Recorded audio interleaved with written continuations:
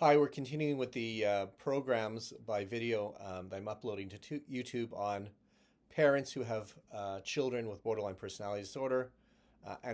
I always stress this is not just referring obviously to children as an adolescence, but also young adults and even older. A lot of this work is based on my book and my experience in this area in forensics. Um, Today, I want to talk about something. I keep saying these are important topics, but this is really important. And it has to do with pediatricians and mental health providers in general and healthcare providers for your child with borderline personality disorder. Um, I want to start from a personal place. My wife took the kids to most of their pediatric appointments over the years and for other appointments as well. But I took my one or both daughters to three different pediatricians over the years when they were younger, and I was struck by how inadequate these evaluations were with regard to mental health. We know that pediatricians are horribly delinquent in assessing for mental health problems, even basic issues such as sleep, appetite, and so on. When I took my daughters, first of all, there's a pre-exam. There's a nurse or someone, it's not even a nurse, it's a attendant in the clinic or in the office who takes vitals and does other stuff. And really, this accounts for the majority of the pediatric visit. This person knows very little about not only medicine, but nothing about mental health. And the reality is that the issues that need to be discussed are not discussed. Um, there are no kinds of evaluations, there's no kinds of private discussions. But, it's one of the absolute core areas of pediatric um, assessments. Um, this does not get better when the child grows into adolescence. In some ways, it becomes worse. I'll tell you also, I used to do a lot of children's cases for forensics in immigration deportation cases. And many of these children, if not all of them, were first generation immigrants, often from Central and South America, but from other parts of the world as well. And these children, the large majority of them, had some kind of problem. Um, Learning problems, reading, writing, math, and so on. Sometimes a specific learning problem, sometimes a more generalized one. They had chronic stress, anxiety, or even depression at the clinical level, concern for the well-being of a parent who may be at risk for being deported from the United States. Many of these children had parents who are first-generation immigrants. They don't speak the language, they're unfamiliar with the culture, geography, they don't have a support system, it's very stressful. And these children become kind of, excuse me, caretakers for their parents in some respects, and it's a lot of responsibility, and that can be anxiety provoking. All of these issues in this population often lead to clinical depression and anxiety. It's never talked about. There are also multiple problems with regard to trauma, PTSD, because the child often has a parent who has suffered PTSD, and it affects how that child provides maternal or paternal care for the child. And sometimes you have children who themselves have been, or young adults who have themselves immigrated to the United States, as I see in my work, and they've suffered trauma in their country of origin due to poverty, due to corruption and bribery in the government and police, due to misogyny, due to the ubiquity of narco-terrorism, due to the ubiquity of crime in the community, gangs, alcohol and drugs, and many other problems. And, it's great when you see children in these contexts because children are seeing pediatricians every year, so they're being assessed. When you see an adult in the United States, because we don't have a national health care insurance program, it's not unusual for an adult not to see a doctor for years and years, in a row. But children see their pediatrician every year, sometimes more than once a year if there's a problem. And whenever I see a pediatric report, it's, just a brief outline about the children's health and well-being. It's abundantly clear that this pediatrician has not asked or inquired about any issues related to the child's psychiatric health, emotional well-being, psychological issues, nothing. When you have a child who has borderline personality disorder, you need a pediatrician who very early on follows this child as the primary care provider, who coordinates health issues and supports for that child. If you have a pediatrician, like most people, where it's in and out, and nothing with regard to these issues are either asked directly to the child or talked about with the parent in private, then you have a big problem on your hands. You have a child who, throughout their teenage years and perhaps, young adulthood, are missing out on a key component that needs to be checked on. And you would not put up with this in any other area. If you had a child with a chronic skin condition or, a chronic, endocrinology condition or whatever, a chronic, physical condition, or a spine condition such as, anything, you would have that child followed by the pediatrician in coordination with the other professionals or specialists who are taking care of the children outside of the pediatric office. And yet, when it comes to psychiatry and mental health, pediatricians are just awful. And we know this from research. I'll maybe talk about the terrible level of healthcare in general in the United States and psychiatric care in other ways at another time. But specifically here, we need to have an awareness as parents that when the borderline child presents, even in early adolescence with unstable behaviors, erratic moods, strange kinds of neediness, separation anxiety, abandonment issues, when the child sees the world or people in very bizarre ways that don't seem to match up with reality, when the child seems quite depressed at times, may even be extremely threatening or perhaps even suicidal, and if there's, manipulation, coercion, and so on, if you have a child who's very controlling,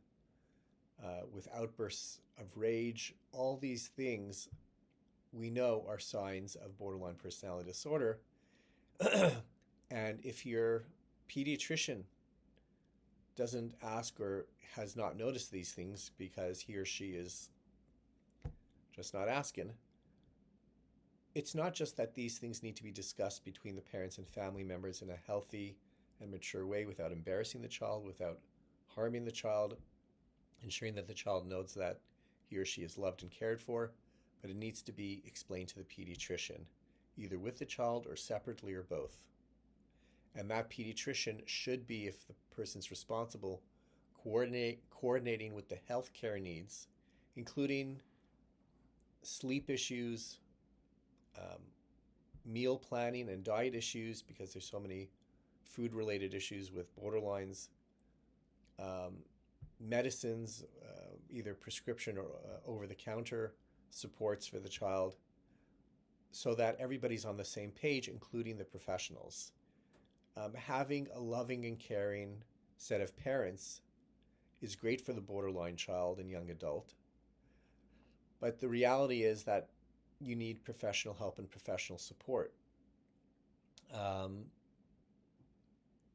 If this is absent, you need to be proactive, and if after being proactive it's not something that's really being attended to, then the answer might be to switch your pediatrician or to Google it and look for a pediatrician that has these kinds of sensitive issues.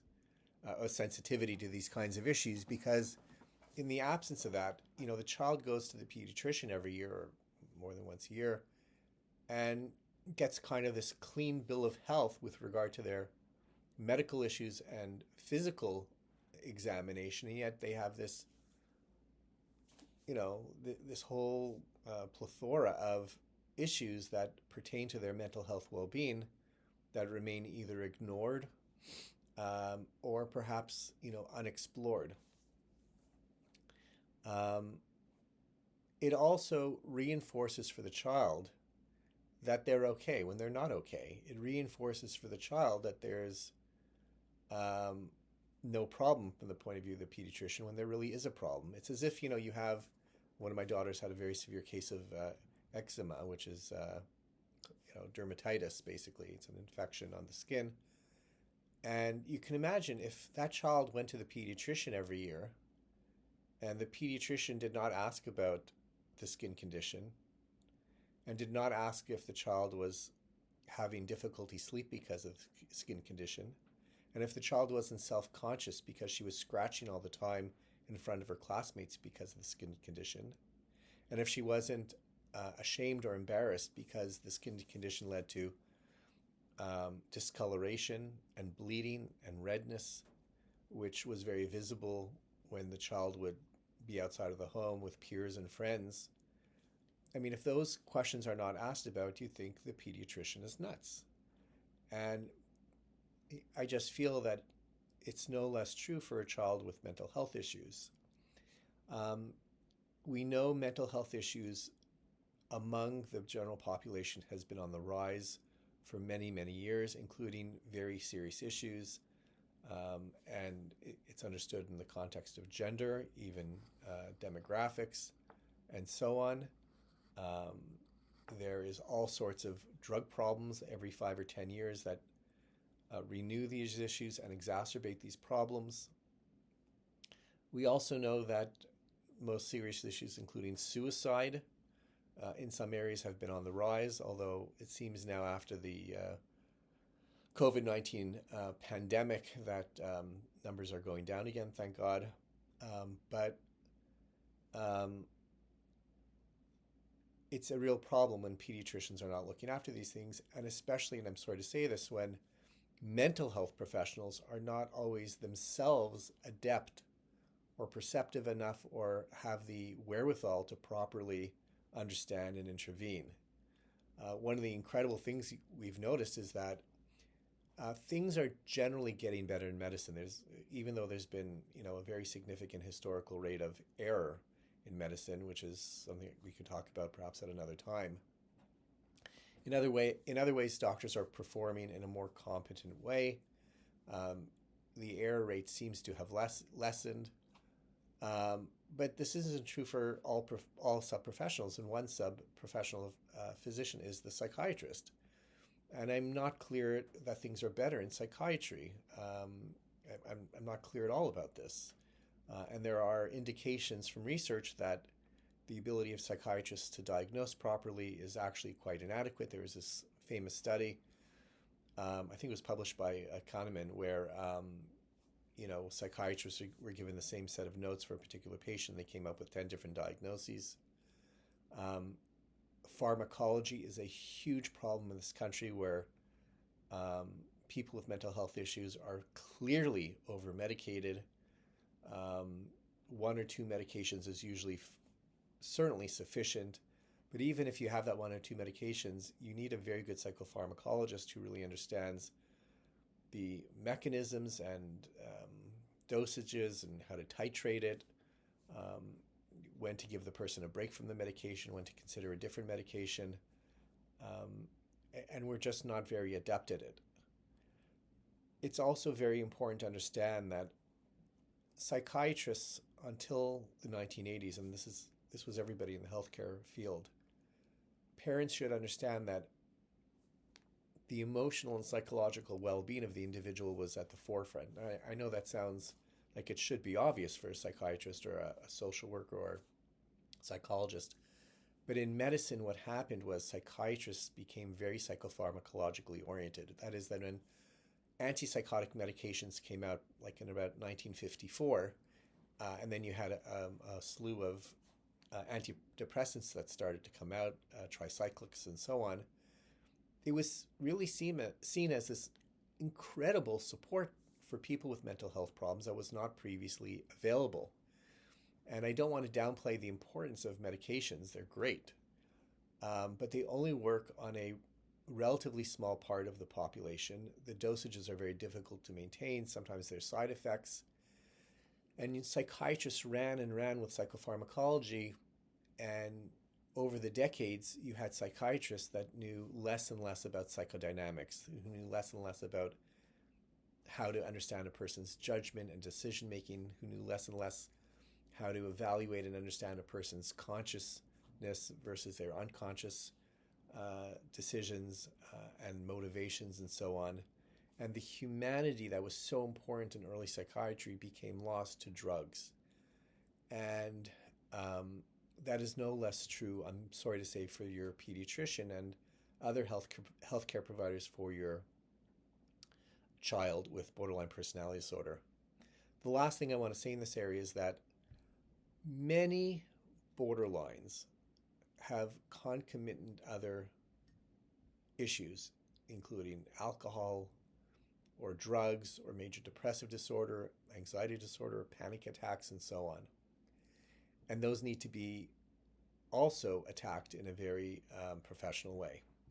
But what they also have is many borderlines, a third or more, will have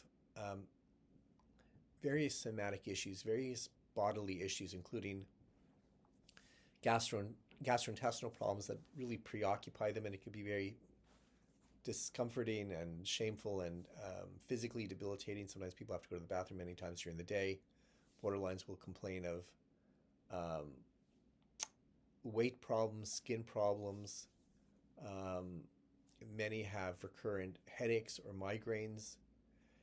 And it's important that the pediatrician or the psychiatrist integrate the child's psychological and emotional presentation and complaints with their medical and physical complaints.